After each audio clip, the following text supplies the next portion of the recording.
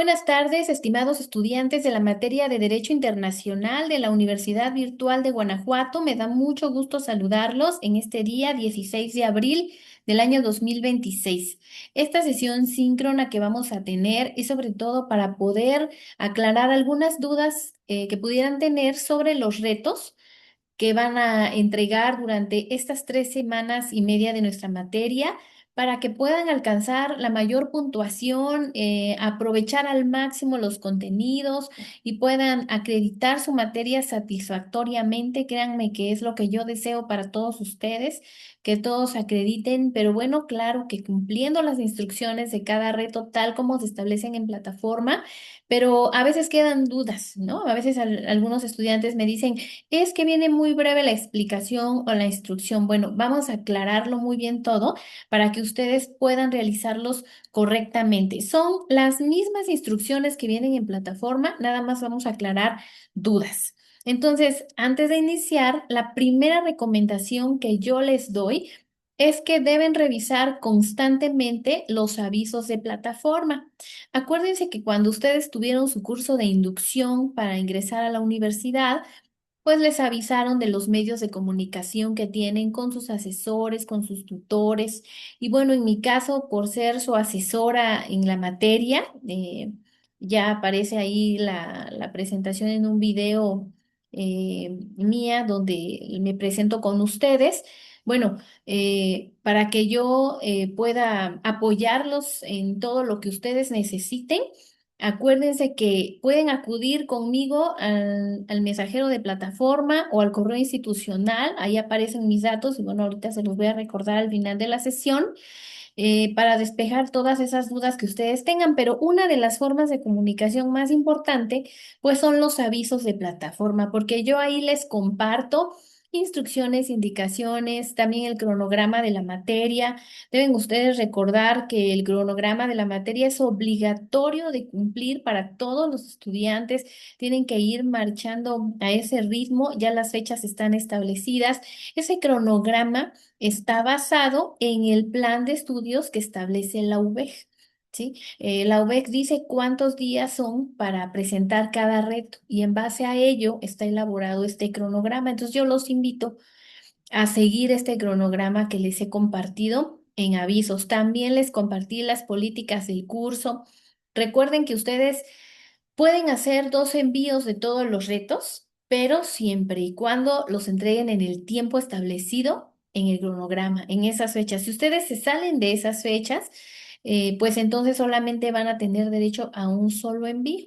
Y bueno, ya saben que en la última semana de la materia ya no se pueden hacer 2 envíos, solamente uno, porque pues ya la carga de entregas de retos pues es demasiada y muchos están entregando el primer reto o los segundos si es que tenían derecho a hacerlo, y entonces ya no es posible hacer 2 envíos si lo entregan en la última semana. Entonces, para que tomen en cuenta todo esto que yo les estoy comentando, viene en las políticas del curso y en los criterios de evaluación que establece la coordinación.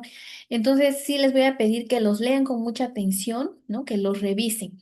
Bueno, después de esta recomendación tan importante, que es el que revisen todos los avisos de plataforma, vamos a iniciar revisando cuáles son los retos que ustedes van a entregar. Son 5 retos. La primera unidad tiene el reto 1, que es un cuestionario y que de acuerdo al cronograma tienen 5 días para elaborarlo. Vencen el día de mañana, 17 de abril. Veo que ya muchos avanzaron con este cuestionario, los felicito por ello e invito a quienes no lo han realizado a realizarlo lo más pronto posible para que no se atrasen en sus actividades. Después viene la unidad 2 y aquí van a entregar 3 retos, el 2, el 3 y el 4. Y aquí van a tener 10 días para entregarlos. Estos 10 días inician el día de mañana, viernes 17, hasta el día domingo 26 de abril. Si ustedes lo entregan en estas fechas, tienen derecho a hacer un segundo envío, pero si lo entregan después, el 27, ya no les va a quedar más que un solo envío. Entonces los invito a hacerlo. Ahorita vamos a revisar cada reto en individual, ¿sí? Y finalmente viene la unidad 3 que corresponde al reto 5 y ustedes van a tener 6 días para entregar este reto con derecho a 2 envíos del 26 de abril, domingo, hasta el día 1 de mayo, viernes. Porque ya del 2 al 6 de mayo, que les digo es la última semana de la materia, ya no se pueden hacer 2 envíos en todos los retos, solamente uno. Bueno, una vez explicados los retos que tienen que entregar, vamos al primero. Bueno, al primero no, el primero es el cuestionario, pero ahí no hay mayor problema. Ustedes deben revisar los contenidos de plataforma para poder hacer este reto uno que es el cuestionario. Y ahí creo que no hay pierde, no hay mayor dudas ni ningún otro tipo de elaboración más que contestar esas preguntas. Luego viene el reto 2. Aquí sí, ya ustedes tienen que participar y elaborarlo. En el reto 2 viene la participación en un foro. Este foro es las mismas fechas que tienen para la entrega del reto. A partir de mañana, 17 de abril, y hasta el 26 de abril, domingo, ustedes pueden participar en este foro. Hago la aclaración desde un inicio que este foro solamente va a estar abierto esos 10 días. El día lunes 27 de abril el foro se va a cerrar y ya no va a ser posible la participación, ¿sí? Entonces hago esa aclaración de primer momento, así también aparece en el foro y así va a aparecer a partir de el minuto cero del día 17. En unas horas más ya va a estar abierto el foro. Ustedes pueden participar hasta las 23:59 del 26 de abril. ¿Sí? Es importante hacerlo en estas fechas porque además se van a abrir equipos. Ustedes van a participar en un equipo de 5 personas. En el equipo que les corresponde, tienen que buscar su equipo en la lista y ahí en el equipo que yo creé para tal fin, en ese van a participar. Hago la aclaración muy específica porque fíjense que ha sucedido en otros grupos del pasado que entran al foro y crean un nuevo grupo. No, no deben hacer eso porque ya están elaborados los grupos. Y si ustedes participan fuera de su equipo, pues ya no van a estar cumpliendo las instrucciones de entrada. Entonces, ¿en qué consiste esta participación en el foro? Bueno, ustedes van a contestar dos planteamientos. Van a analizar un convenio. Acuérdense que aquí el derecho objetivo de nuestra materia principalmente son los tratados internacionales.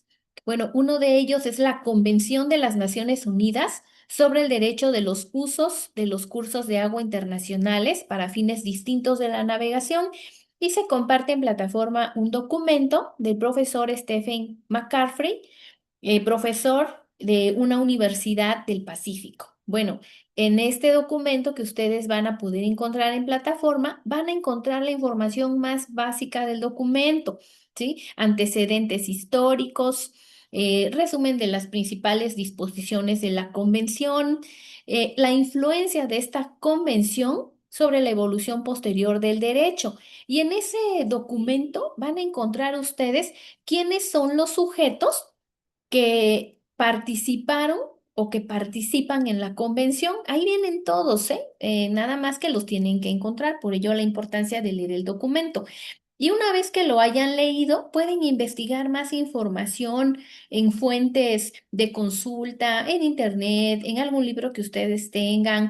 Ya ven que ahora la información en el internet es amplísima. Bueno, ustedes pueden ampliar esa información investigando, pero que sean fuentes fidedignas, porque si ustedes se van a investigar en el Rincón del Vago u otras plataformas que contienen tareas de otros estudiantes, pues fíjense que a veces ellos no sustentan la información en fuentes fidedignas y puede ser que la información que ustedes consulten pues sea falsa o no existe o inexistente. Pasa lo mismo que con la IA, ¿no? Que a veces lo que no sabe lo inventa, pero siempre les va a dar una información. Entonces, no se fíen de ello. Váyanse a fuentes fidedignas, a consultas directas. Por ejemplo, se pueden ir directamente a la convención, ¿no? Porque en ella pues iban a encontrar las normas, ¿no? Las normas del derecho internacional sobre ese tema. Bueno. Una vez que hayan investigado muy bien, van a contestar. Van a identificar a los sujetos de derecho internacional que participan en esta convención Y número dos, van a identificar las funciones que cada uno de estos realiza en esta convención, ¿sí? No en general en el ámbito del derecho internacional, porque, pues imagínense, ¿no? Ahí serían unas funciones amplísimas, ¿no? De algunos de los sujetos que participan. Aquí son funciones específicas en relación con esta convención. Entonces, esas dos las van a contestar en su equipo de manera individual, ¿no? Cada alumno va a contestar en su equipo las dos preguntas que se formulan, estos dos planteamientos. Y una vez que ya lo hayan hecho, a partir del siguiente día, para que den ustedes oportunidad a sus compañeros de que participen y de que ellos puedan leer las respuestas de sus demás compañeros, a partir de los días siguientes, ustedes pueden realizar la segunda parte del foro, que es la retroalimentación a dos de sus compañeros de equipo. ¿Esta retroalimentación en qué consiste? Bueno, ¿qué es retroalimentar? Bueno, es proporcionar información relativa al tema, pero que esté bien sustentada en fuentes de consulta, ¿sí? Retroalimentar no es felicitar a su compañero porque está participando. Eso no es retroalimentar. Retroalimentar no es darle las gracias a su compañero por su participación, tampoco. Retroalimentar no es evaluar a su compañero. Compañero, qué bueno que participaste, pero qué mala ortografía tienes, debes corregirla. No, eso no es retroalimentar, evaluar, porque acuérdense que para la evaluación está la asesora de la materia. En este caso, yo soy la que los va a evaluar a ustedes, ¿no? Entonces, no evalúen a sus compañeros, retroaliméntenlos con más información sobre el tema que le pueda ser útil, que la puedan necesitar. Probablemente sí, alguno de ustedes, si ya leyó muy bien los temas, puedan observar que sí, que alguno de sus compañeros le faltó algún sujeto, ¿no? Importante y no lo está poniendo en sus respuestas. Entonces ustedes le comparten esa información. Compañero, observo que este sujeto no está en tus respuestas y yo lo investigué y es muy importante e investigué esto. Y le comparten la información que investigaron y además le van a dar la cita y la referencia de la fuente de consulta, ¿sí? Porque ahí sí ya van a estar retroalimentando a su compañero de tal forma que esa información le va a servir a su compañero de equipo y hasta la puede utilizar al entregar su reto o actividad. Y ustedes al mismo tiempo, a lo mejor les falta algo que su compañero les puede compartir. Ahora bien, ¿qué pasa si ustedes revisan y su compañero no le falta nada, ¿no? Toda su información que compartió es muy completa, ¿no? Ah, bueno, lo pueden retroalimentar compartiendo algún caso real que se haya resuelto con sustento en esta convención, en donde la Corte Internacional de Justicia resolvió un caso con sustento, fundamento en esta convención. Y ustedes lo investigan, investiguen un caso y compártanselo y compartan la cita y la referencia a la fuente de consulta. De esta forma, ustedes están retroalimentando a su compañero y le están dando una información nueva, bueno, por decirlo, diferente, ¿no? Diferente a lo que ellos están compartiendo. ¿Sí? Eso es retroalimentar en un foro de conocimientos. Ustedes deben de saber que hay muchos tipos de foros. Hay un foro que es informativo, en donde solo se proporciona información sobre algún tema, ¿no? O hay foros que son de tipo social para hacer amistades, para conocer a otras personas. Bueno, eso no es este tipo de foro, ¿no? Nuestro foro es de conocimientos. Entonces, la retroalimentación debe ser de conocimientos relativos a la convención que estamos analizando, ¿sí? Bueno, en eso consiste la participación en el foro. Aquí hago una nota importante. Son 10 días para participar en el foro. Hay veces que desde el primer día o el segundo día ya me mandan un mensaje a alguno de mis estudiantes y me dice, maestra, ¿qué hago? Porque mis compañeros no han participado y yo no puedo entregar mi reto. ¿Ya lo puedo entregar aunque no lo retroalimente? No. No, porque la rúbrica de calificación que establece la UVEJ y que aparece ahí en su reto es muy clara. Lo que mayor puntuación tiene es la retroalimentación a sus compañeros de equipo. de información que debe estar bien sustentada, debe ser una información objetiva, clara.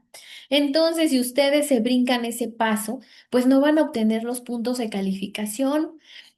Por eso son 10 días, deben tenerle paciencia a sus compañeros, trabajar en equipo es así, ¿no? Tal vez de forma individual yo puedo participar, ser muy rápido o muy rápida y en el mismo día hacerlo en 2 días, pero para eso son 10 días, ¿sí? Ustedes tengan paciencia, les voy a pedir que esperen a sus compañeros de 7 a 8 días de foro para que ellos participen, para que puedan leer sus aportaciones para que les puedan compartir ese conocimiento, ¿sí? En un foro en general, pues no se participa en un solo día, ¿no? A este tipo de foro me estoy refiriendo de forma en línea, virtual, ¿no? En el sistema que tenemos de aprendizaje. Entonces, esperen de 7 a 8 días que sus compañeros participen. ¿Qué sucede si sus compañeros no participan y no logran hacer las dos retroalimentaciones? Bueno, hasta el octavo o noveno día, si ya esperaron de 7 a 8, bueno, del día 8 al 9 ya pueden ustedes retroalimentar a compañeros de otros equipos. Pero hasta entonces, porque la idea es que ustedes puedan obtener los puntos de la rúbrica de calificación. Yo ya a partir del día 8 o 9, si ustedes presentan en sus trabajos la retroalimentación de compañeros de otros equipos, ya sé que esperaron el tiempo necesario, el tiempo establecido, y bueno, y ya están cumpliendo ustedes con esa parte, retroalimentando a compañeros de otros equipos, y por eso es importante. Una vez que ya hayan participado, viene el documento de Word. En el documento de Word ustedes van a poner la portada institucional y luego las respuestas a los planteamientos, capturarlas, ¿eh? No capturas de pantalla de las respuestas porque aquí se piden las respuestas.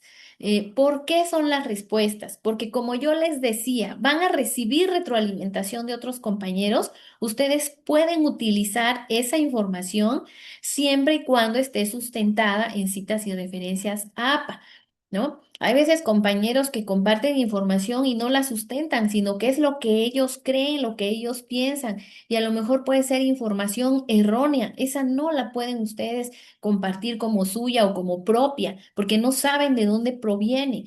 Pero si les comparte información que sí es relativa, por ejemplo, a un caso resuelto por la corte y además está bien sustentada con citas y referencias, APA, pues claro que la pueden utilizar y complementar sus respuestas en el documento, ¿sí? No es que las mismas respuestas exactamente iguales como las hicieron en el foro vayan a estar en su documento porque puede ser que alguien les compartió información importante y ustedes lo que van a hacer es complementar todo ese conocimiento que ya tienen, ¿sí? Entonces, las respuestas deben capturarlas en su documento, ¿sí? Luego, tres, ahora sí, las capturas de pantalla de la retroalimentación que ustedes hayan brindado a sus compañeros, porque de esta forma ustedes van a poner la evidencia de que sí retroalimentaron a sus compañeros y qué es lo que tiene mayor valor en la rúbrica de calificación.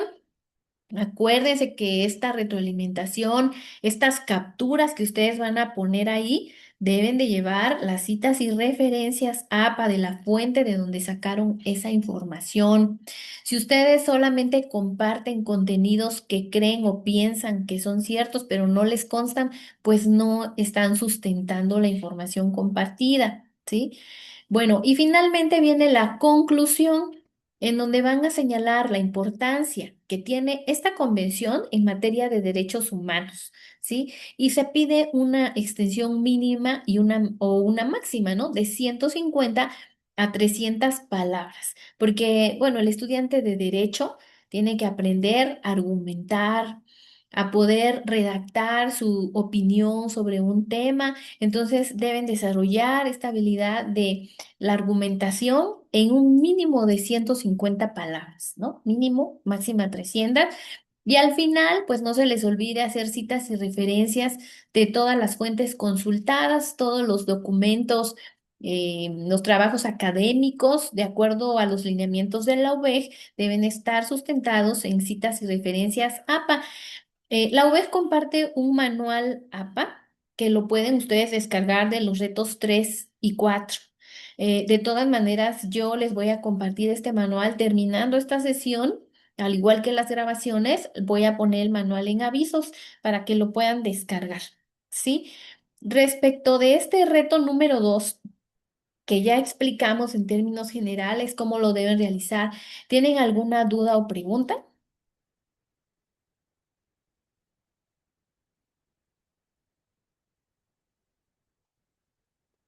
No, ninguna. Ninguna. Muy bien, Cristian. Bueno, yo entiendo, Cristian ya me dijo que no, pero entiendo que los demás tampoco, ¿sí? De todas maneras, bueno, voy a pasar vamos a avanzar, vamos a pasar al siguiente reto, ¿sí? Bueno, de ahí viene el reto número 3. ¿Qué se va a hacer en este reto? Bueno, aquí van a elaborar un ensayo. ¿Y sobre qué va a versar este ensayo? Bueno, vamos a tomar como base uno de dos tratados internacionales. Se sugiere que sea la Declaración Universal de los Derechos Humanos o la Convención Americana sobre los Derechos Humanos. Cualquiera de estos dos instrumentos. Van a elegir el que ustedes quieran. Una vez que lo hayan elegido, lo van a leer para que puedan saber el contenido, qué tipo de derechos o normas establece a nivel internacional, qué es lo que protege. Bueno, de hecho, ya con el título ya sabemos que protege derechos humanos, ¿sí? Los dos, cualquiera de los dos. Una vez que lo hayan leído, también van a estudiar nuestra constitución política de los Estados Unidos mexicanos, porque acuérdense que nuestra constitución contiene derechos humanos consagrados en nuestro país y que muchos de ellos también han sido reconocidos a nivel internacional. Entonces, o se encuentran reconocidos a nivel internacional. Entonces, la idea es que ustedes puedan leer ambos instrumentos, tanto el de carácter nacional como el de carácter internacional, e ir revisando esa relación que existe de estos derechos que protege. Bueno, una vez que ya lo leyeron, ya lo analizaron y estudiaron, van a elaborar su ensayo. Acuérdense que el ensayo lleva una estructura. Primero va la portada institucional, luego viene la introducción, después el desarrollo, la conclusión y finalmente las referencias de consulta. Bueno, y las citas las lleva en el contenido, ¿no? De acuerdo a los lineamientos APA. ¿Qué va a decir la introducción? Bueno, en esta introducción ustedes deben abordar hechos sobre o antecedentes sobre el tratado internacional que eligieron para estudio, ¿sí? Sus antecedentes debe versar sobre este tratado, cuándo se llevó a cabo, quién lo firmó, quiénes participaron, sus antecedentes, por qué es que nació ese tratado. Bueno, ustedes ahí pueden abordar una cuartilla de su ensayo porque en total, la instrucción nos pide una extensión mínima de 5 cuartillas. Entonces, en la introducción ustedes pueden ocupar una cuartilla de su ensayo. Luego viene el desarrollo, que es la parte más amplia y de mayor argumentación, de mayor análisis y profundidad, porque en sí se analiza ahí el tema y el autor del ensayo expone su particular punto de vista, ¿no? Este desarrollo pueden ustedes utilizar ahí 3 cuartillas, ¿no? Porque es la parte más amplia del ensayo eh, en donde van a hacer mayor énfasis al tema en general. ¿Y qué sobre qué va a versar este desarrollo? Bueno, van a explicar los derechos humanos que establece nuestra Constitución y los van a relacionar con el contenido del tratado internacional que eligieron para análisis, ¿sí? Es decir, voy a poner un ejemplo, ¿no? Algunos de ustedes pueden elegir los derechos humanos que ustedes quieran de la Constitución, los que les parezcan más interesantes o más importantes. Por ejemplo, eligen el derecho de la educación establecido en el artículo 3 de la Constitución Política de los Estados Unidos Mexicanos y explican en qué consiste este derecho de la educación. ¿Quiénes tienen acceso a este derecho? Es para todas las personas, desde los niños, adolescentes, jóvenes, adultos. Es importante para poder tener una mejor formación, preparación, mejor calidad de vida a nivel personal, familiar, laboral, etcétera. Ustedes explican, ¿no? En qué consiste este derecho y que también se encuentra establecido en el artículo 26 de la Declaración Universal de los Derechos Humanos o en el artículo 26 de la Convención Americana sobre los Derechos Humanos, reconocido a nivel internacional por la importancia que tiene y termina su explicación de este derecho, ¿sí? Ahí ustedes ya se llevan un párrafo de su ensayo explicando este derecho a la educación, señalando en qué precepto de la Constitución se encuentra, en qué precepto del Tratado Internacional se encuentra y la diferencia de su ensayo particular que van a hacer en el que van a emitir su propia opinión es la forma en que ustedes van a explicar este derecho, cómo ustedes lo perciben, ¿no? Cómo lo encuentran en un texto, cómo aparece en el otro texto, ¿sí? Bueno, así van a hacer con los derechos que hayan elegido hasta completar esas tres cuartillas. Y finalmente viene la conclusión, que sería la última cuartilla de su ensayo, en donde van a manifestar la importancia que tienen los tratados internacionales en general en el marco jurídico mexicano. ¿Qué impacto, qué importancia, qué influencia tienen?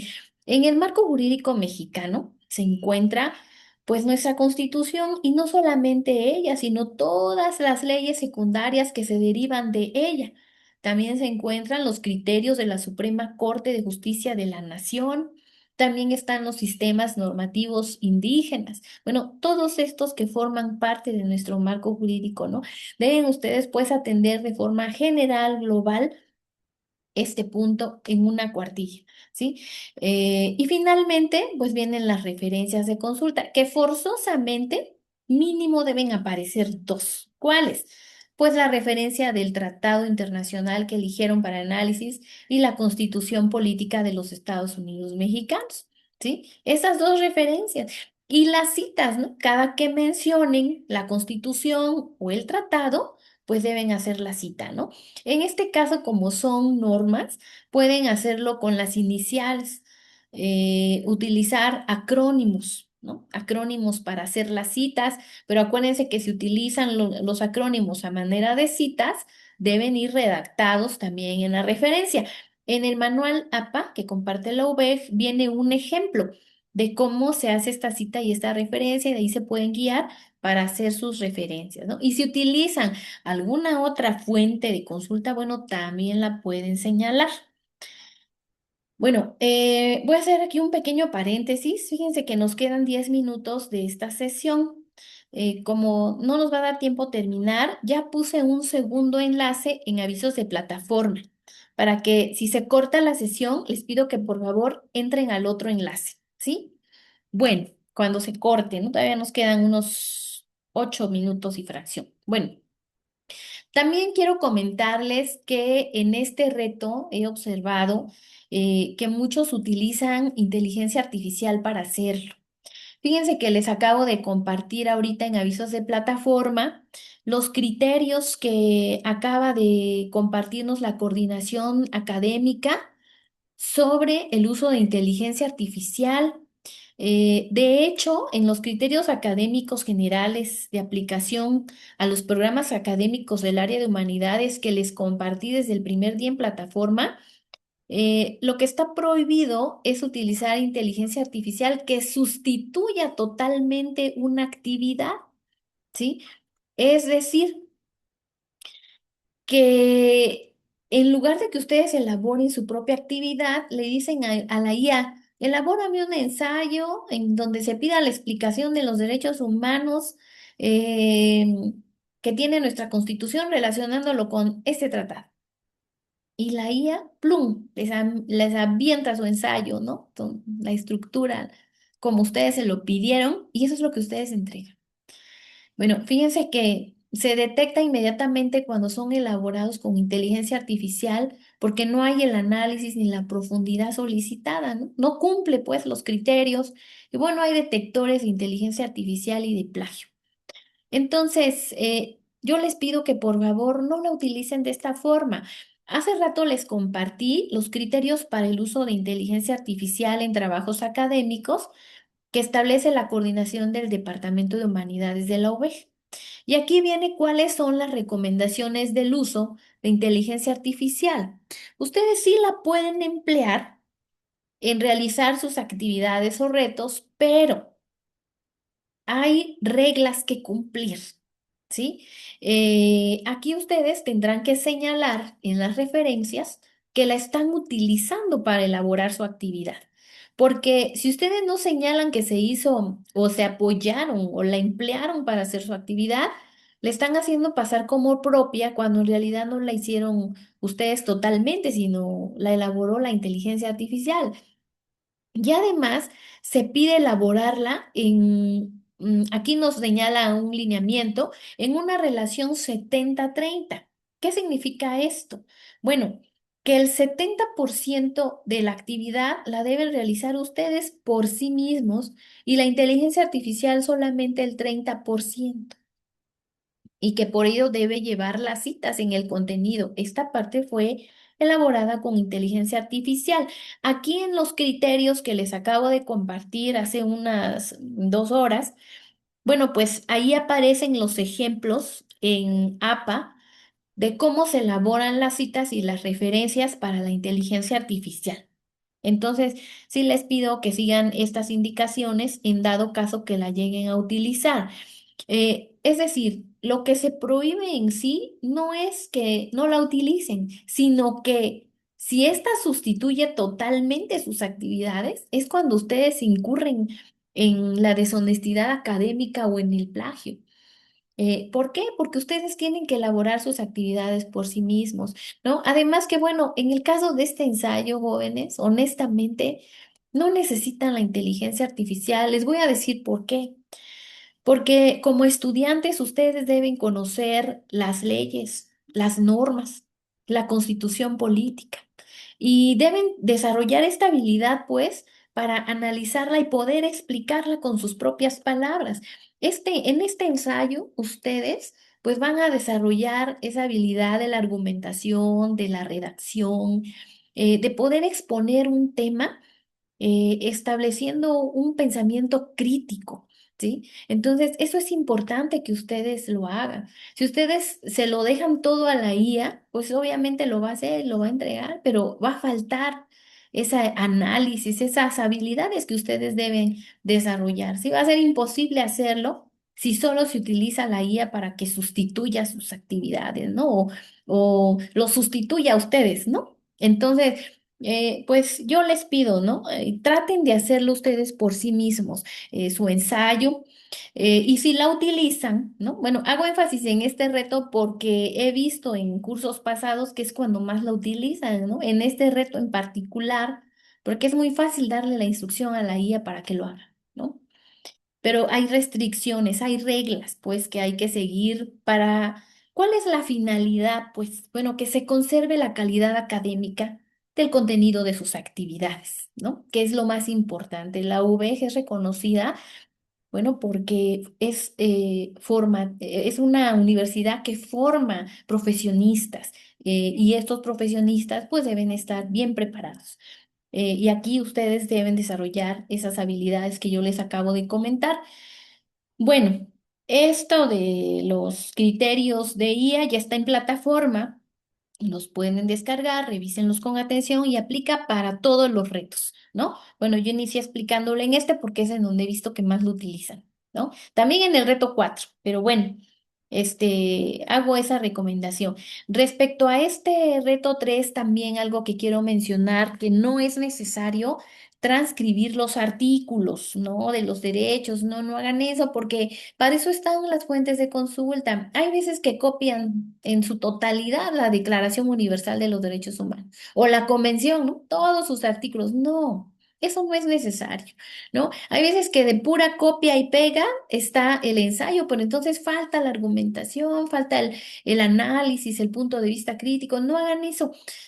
Solo lean los preceptos y ustedes explíquenlos con sus propias palabras. ¿Sí? Acuérdense que de acuerdo a las políticas de plagio, que también ya les compartí en avisos de plataforma, no deben rebasar, la copia de contenidos no debe rebasar el 30%. Si ustedes copian más contenido que el de su propia autoría, incurren en un plagio que se llama plagio por extensión, porque la mayoría es elaborado o corresponde a otros autores, pero no a ustedes. Entonces, también tengan mucho cuidado de no incurrir en este tipo de plagio. En el manual APA vienen, al principio, en las primeras páginas, viene explicado todos los tipos de plagio. Los invito a leerlos para que no vayan a incurrir en ninguno de estos. ¿Sí? Respecto a este reto 3 que acabo de explicar, ¿tienen alguna duda o pregunta?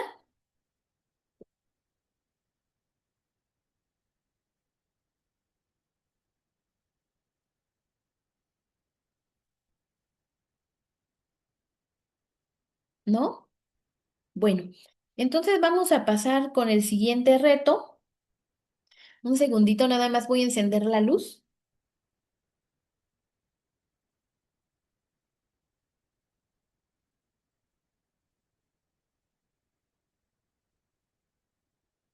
Bueno, continuamos entonces con el reto 4. Les aviso que nada más nos queda un minutito para que se termine la sesión, pero ya está el enlace, el segundo enlace, por favor. Bueno, algo antes de terminar este reto, ok, ninguna duda. Antes de terminar con este reto 3, les recuerdo que al terminar su documento de elaborar su ensayo, lo deben guardar en PDF y así subirlo a la plataforma, ¿sí? Bueno, continuamos entonces con la explicación del reto 4. Este reto 4 se integra de dos partes. En la primera parte, ustedes deben realizar una investigación sobre las tres cortes internacionales y una vez que la hayan realizado, van a llenar un cuadro comparativo. Y luego viene la segunda parte, que consiste en el análisis y respuesta a tres planteamientos.